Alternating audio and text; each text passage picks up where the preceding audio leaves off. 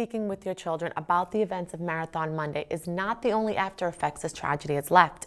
There are also the victims who will be left with adjusting to new lifestyles because of the injuries they sustained, as well as the mounting medical bills.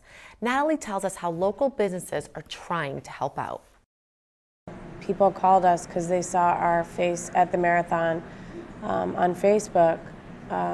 And we just immediately told our kids that we would be safe and we'll protect them, that there's a lot of bad people out there, but that they're safe. And it's a very bad day. It was just shocked, unbelievable. No words, it's just, yeah. What the world saw yesterday in the aftermath of the explosions were stories of heroism and kindness and generosity and love. Exhausted runners who kept running to the nearest hospital to give blood, and those who stayed to tend to the wounded, some tearing off their own clothes to make tourniquets. The first responders who ran into the chaos to save lives.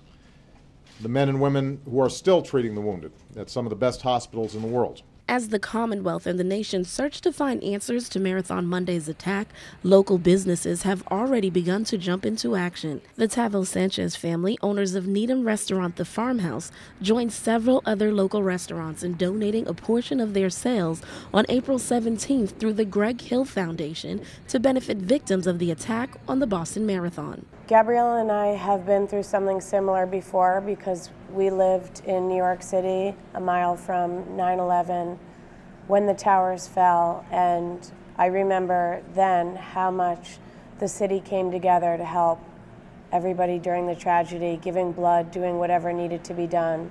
And in Boston, I know that people will come together, and this is our little way of showing that we care. The Greg Hill Foundation is a local charity started by radio personality Greg Hill from WAAF Morning Show that responds to the immediate needs of families touched by tragedy.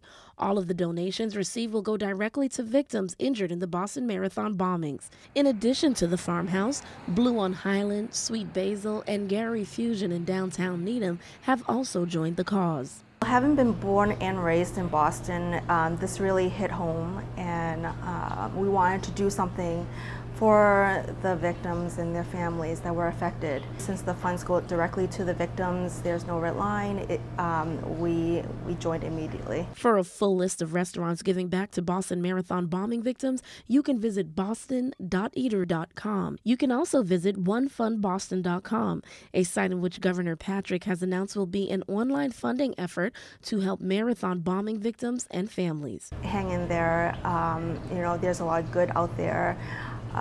And just be strong. For the Needham Channel News, I'm Natalie Guthrie.